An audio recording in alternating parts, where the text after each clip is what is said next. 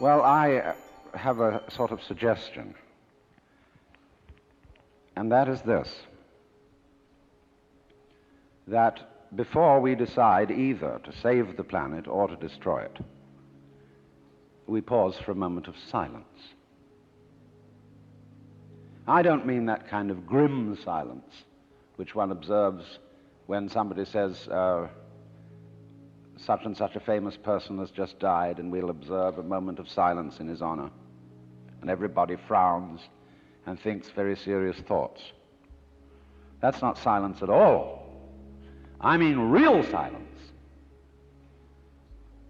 in which we stop thinking and experience reality as reality is.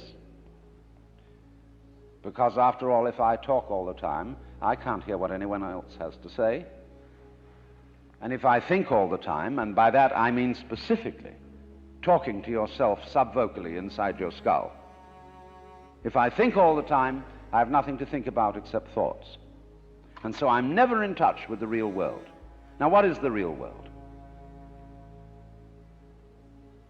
Some people have the theory that the real world is material or physical. I say it's made of kind of a stuff. Other people have the theory that the real world is spiritual or mental. But I want you to point out that both those theories of the world are concepts. They are constructions of words. And the real world is not an idea. It is not words. Reality is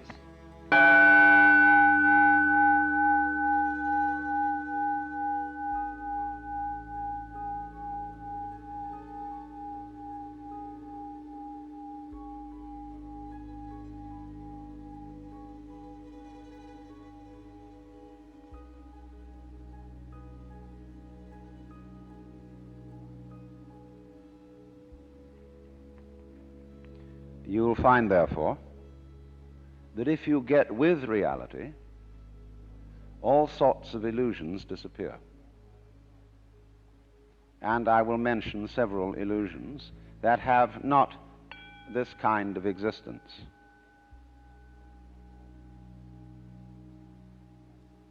Let's begin with some very down-to-earth ones, like money.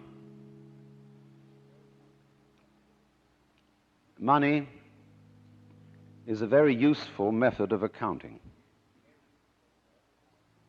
It is a measure of wealth in the same way as inches are measures of length and grams measures of weight. You cannot eat money. You could have a fantastic quantity of dollar bills and stock certificates on a desert island, and they would be useless to you. What you would need would be food and animals and companions. Money simply represents wealth in rather the same way that the menu represents the dinner. Only we are psychologically perverted in such a way that some of us would rather have money than real wealth. But you know, you cannot drive in 5 cars at once, even though they be Cadillacs. You cannot live simultaneously in 6 houses or eat 12 roasts of beef at one meal. There is a limit to what one can consume.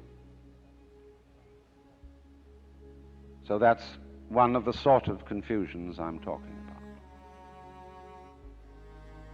Another is that we confuse ourselves as living organisms with our idea of ourselves. That is to say, with a conception of myself which is called the personality or ego.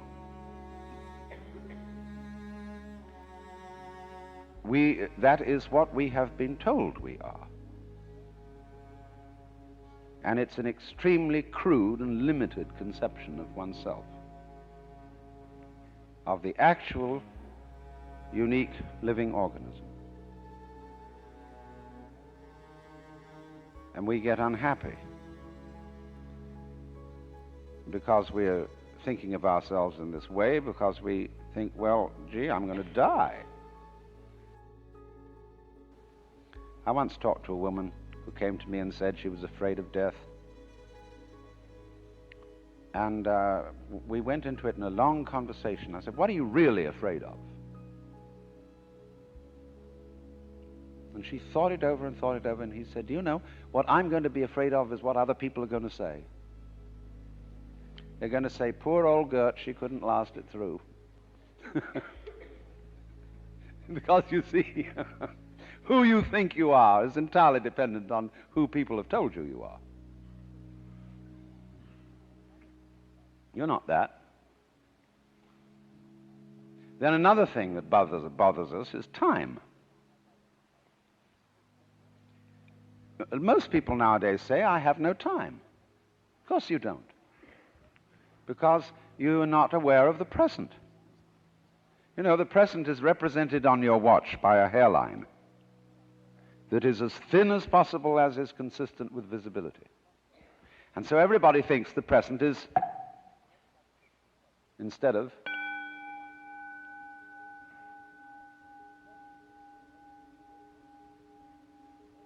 now, the present is the only real time. There is no past, and there isn't a future. And there never will be. We think ordinarily of the present as an infinitesimal point at which the future changes into the past. And we also do a terrible thing. We imagine ourselves to be results of the past.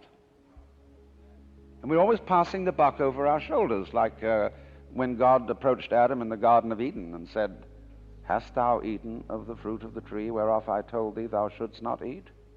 And Adam said, this woman thou gavest me, she tempted me and I did eat. And God looked at Eve and said, hast thou eaten of the fruit of the tree whereof I told thee thou shouldst not eat? And she said, the serpent beguiled me and I did eat. And God, out of the corner of his eye, looked at the serpent. The serpent said nothing.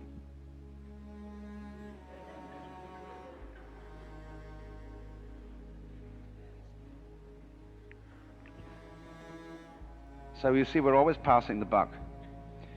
And don't realize that the past is caused by the present, as the wake of a ship flows back from the prow. Now, the wake doesn't drive the ship any more than the tail wags the dog.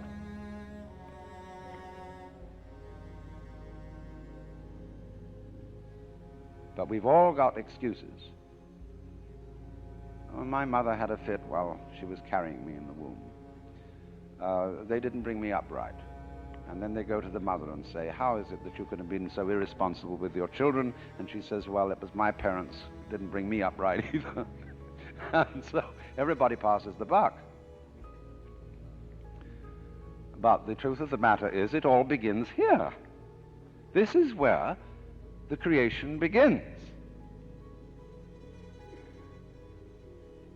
And you're doing it and won't admit it. Because, of course, you're all God in disguise.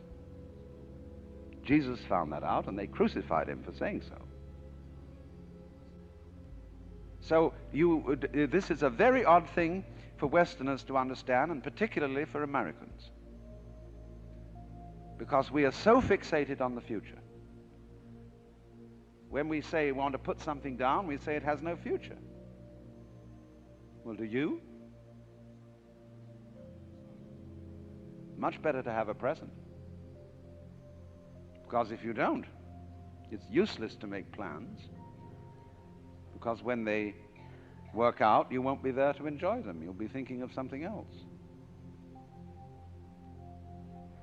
So we realize that we are living out of now and throwing the past behind us.